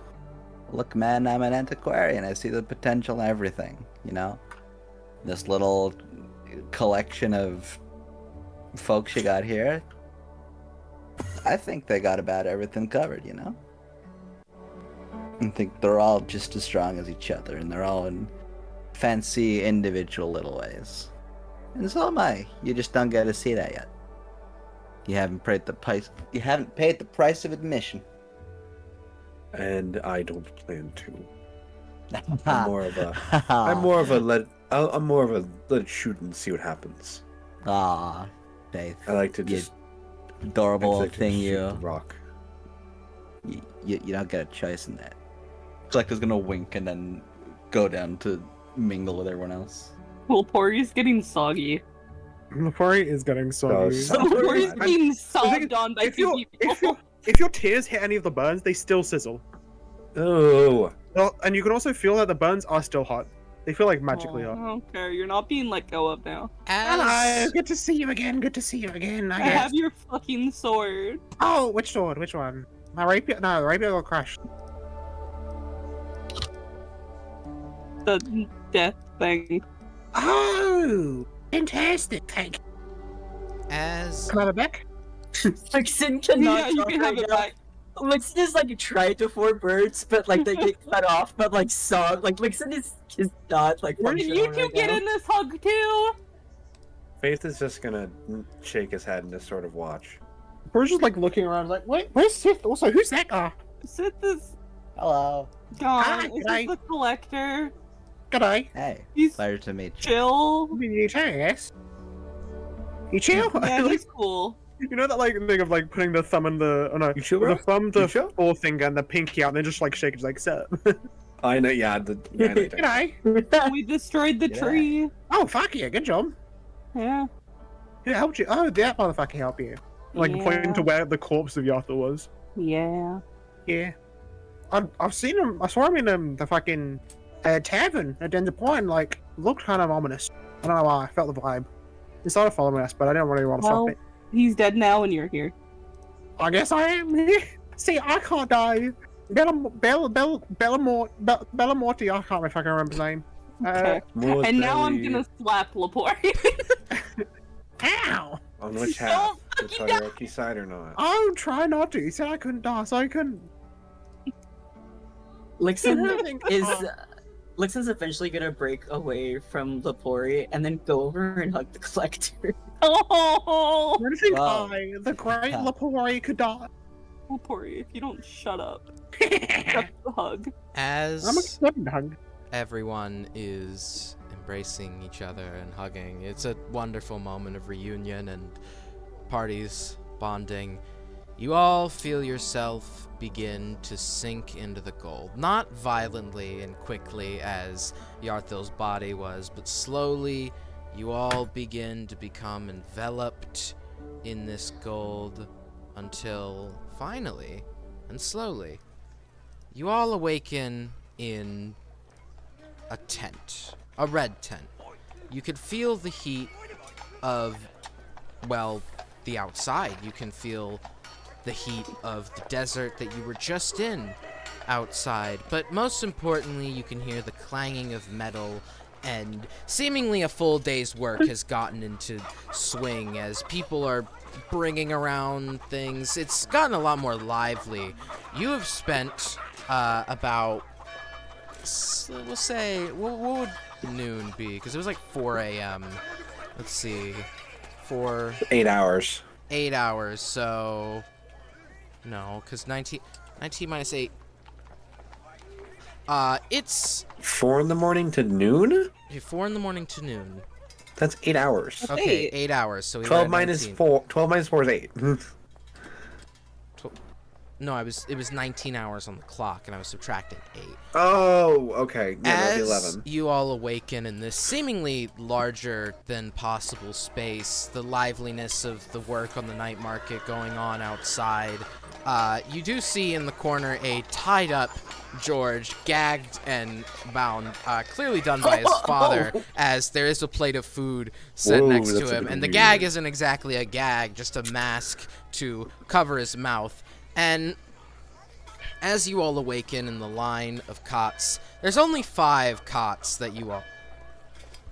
Hold on. It's wonderful I'll to be see right you back. all. I'll be right back. I'm so sorry. Oh, It's shoot. wonderful Can I to see you all. Can I just say, as because I couldn't get to say it, when all of us were going into the when all of us were fully going to the gold, Faith just kind of like certainly tried to, but just couldn't, like, because he's just all one. It's just like a knight's face, like a knight like mask. He certainly tried to smile in that moment. Oh. Oh.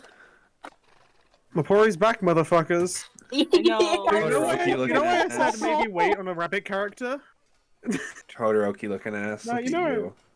No, I'm literally so happy. do you see that? Also, just a small thing. All the burn marks are on the right because that's where they protect themselves from. Todoroki. Okay, Yeah. sorry. But also, they have a white eye, and it doesn't work. They've fucked up their death perception. That's good. Oh. All But other right. stuff- Sorry, are There's we good? 5 cots. There's 5 cots, and lying on each of them are all of you, the 4 of you. But at the very end, on one of the cots, is the body of Yarthil, completely turned to gold. Cards and all in their head, almost in a stagnant death position. It seems what Sorsen said was true. Anything that happened within the realm that he placed you in would actually incur into real life, and Yarthil's now golden status solidifies this. But on the floor in front of you, thankfully, is Lepori, actually Diving there. out of the cot on Lepori.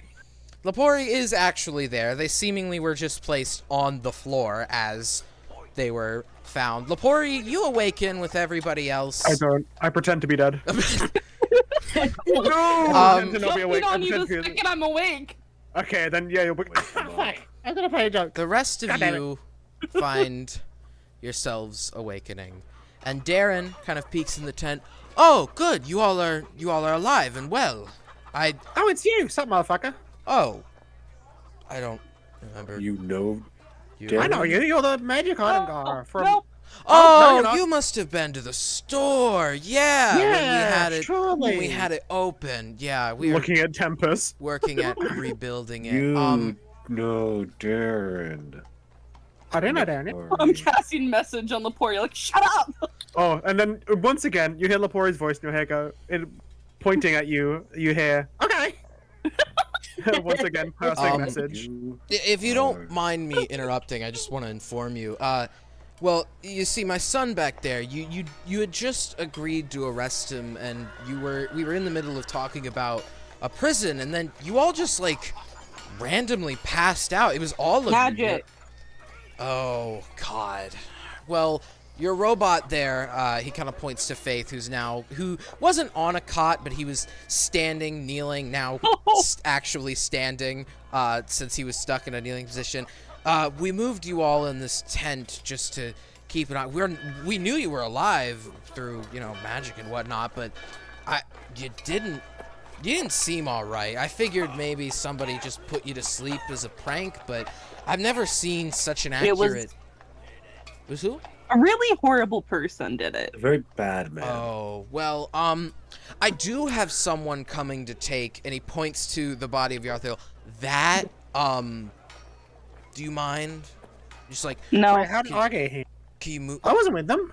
Oh, well, you see, our buyer actually bought you here, saying, you were I can't remember. Excuse me? He paid Who's your me. buyer? He paid me extra to get you. Excuse me. Was Oh, he bald? sorry. And he kind of pulls open the tent, and you see your good old friend Sorsen wearing the same purple robes with the pauldrons that he was in the dream, but with a new face Of behind course him. it's bald. You look fucking stupid. With a new face behind him? It's one that you don't recognize at first, but Shiro is clad in a new metal armor. His body seems to just be covered by it. It still maintains the samurai aesthetic his original leather armor did, but now his face and snout are completely covered by armor, as he doesn't even hold any. He holds his arms in a crossed position, as he doesn't even seem to be wielding a sword, but he's completely clad in plate armor. Thank you, yes, this was a delight to buy. Lifelike golden statues are hard to come by. Well, yes, of course. Do you need... No. Shiro! Shiro uncrosses his arms to reveal his weapons are no longer ones he holds in his hands. His fists are coated in... It's very clear he's wearing gauntlets on him with sharpened edges, and they're free-forming enough that he can move his hands in this armor, but his sharpened edges make them particularly deadly. He kind of walks over, not looking at any of you, walking over to Yarthil's statue, effortlessly picking it up and kind of holding it as if though you'd hold like a large object, slinging your arm around it, and he just sort of makes his way out of the tent, opening the flap and standing outside. Thank you. Darren, could you leave me and my friends just alone for one moment? Just outside. Talk with my good friend. He'll probably have the extra payment. Oh, yeah, of course. And he steps outside. Yeah? I want to speak with you afterwards as well. All right, I'll leave you to him. No, I don't. I'm joking. Okay, and Darren slips outside, and Sorsen doesn't have any of his silly demeanors as he had normally. You notice the purple robes are a much finer kind, and the red robes that were a little run down that he had before are completely gone. He seems to have purchased completely new robes, and he simply stands there and states, I got fired, right? What? Me too! I got fired. I point to him and look at him From with the a smile. school or from... Yes. From life. The school. They fired me because of my association with you. You're all I have now. Well, you fired me. That's pretty weird. Come on. You got fired, and you put us through all of that? That? All of that. You. Okay, what's up with Shiro? My point that I'm simply willing to make here is that was the least I could do. It was just we'll say a test. I'll be leaving you now. And just so we're clear, I told you so. Told me what? What? That he wasn't dead. I what wasn't the fuck does... Lapari. No. Kyle, just What's up? leave. Just get out. Hero. You Thought it would be What do you clear want? when I showed up in another town that Lepori would be alive. I almost I'm accidentally talking Oh, we're gave it talking away. about Shiro. I'm talking about You're Shiro. welcome, by the way, Lepori. What did dead you if it- do? What did I do? What do you mean, what did I do? What's up with Shiro? He went out of town, had an upgrade. What did you do? I didn't do anything. I funded the purchase. Luxon's You gonna try to funded a lot of approach shit. Shiro. What? Shiro's outside, Lixon. Do you want to? Oh, Luxon's gonna go. Shiro is just blankly staring forward, holding Yarthil. You can't even see his eyes under his armor. Can I like wave my hand in front of? He doesn't seem to react at all. Well, that's pretty cute, isn't it? You can't Can I see. try I to know, take but the I'm just- helmet off? Can you take it off? Yeah. If you're like passively trying to reach toward him and not aggressively, Shiro will just like you're a little child, just put a hand up and just kind of like push it down a little bit, being careful not to hurt you with the spiked tips of the gauntlets. Now, cutting back to inside the tent. Now, am I clear on this? What did you do? Nothing. What did you purchase?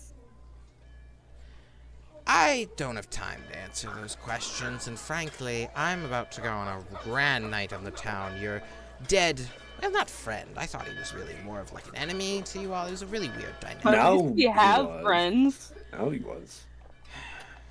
No one's gonna laugh at you fired me. Come I on. just want to say That's not that funny. I It is won. funny. Oh, you won. did? Yeah, what did you win? won. What'd you win? No I won friends? myself a little. Nobody to deal. care about you? I've lost everything, Tempest. That's not gonna cut it at this point. Well, you Okay. haven't lost your dick yet, so you still have that. See, Keyword, this is yeah. exactly why I want to kill all of you. Anytime I try to be any kind of serious with you, I just shoved you into a... No. I don't need to even explain anymore. I don't care, frankly. And you're gonna Well, then find that's go. gonna be a Walk lot away. worse for you in the future. Hero! Call He me yells, the cock chopper. he yells outside Get to the Shiro supper. as he and Shiro begin to walk off toward a horse cart waiting for them. Lixon, do you do anything as Shiro goes to leave? Yeah, Luxon's try to grab onto Shiro's arm. Shiro just kind of turns, and you can't see his eyes, but you could tell it's a death stare he's giving you as you try to grab onto him. But not a death stare as in, I'm gonna kill you. A death stare as in, if you keep doing that, you're gonna die. Shiro? He just kind of yanks his arm and continues walking with Sorsum as they both go to leave. With that, we'll be ending session there. Silly. How Who do many we wanna times can we raid? break Luxon's heart in one session? I'm so They call sorry. me the cock chopper. Shut up. They called me the cock. At least we got chopper. Lepori. Hi, me, the Who do we poor want to Lost raid? Shiro. Do we want to raid Dash Ducks? You Duck. mean Ducks. Ducks? Duck. I hear ducks. Okay, we all want ducks. As tradition at this point, Jesus. I love the duck. we raid the ducks. We raid the ducks to calm down from a session I had. I'm gonna be honest, okay? Before we go raid Dash Ducks, me and Panda planned Lepori's return Yeah, Panda on already the session they died. I was like, Yeah. I planned that like on the session they died. I was like, okay, first off, I kind of really like Lepori, so I want to see if Panda would Yeah. be cool with them coming back. And then they were like, yes. And then we planned this for fucking days, and I'm so excited that went so well. I'm gonna go send everybody on the raid. Bye bye. Just so you know, Yarthel could have killed you if it was an actual fight. Like, Yeah. if Yarthel wasn't running away, I had Mage Slayer, I had high AC, I could get to you all in turn, I could stop your concentration and beat you up and get you all in the same thing.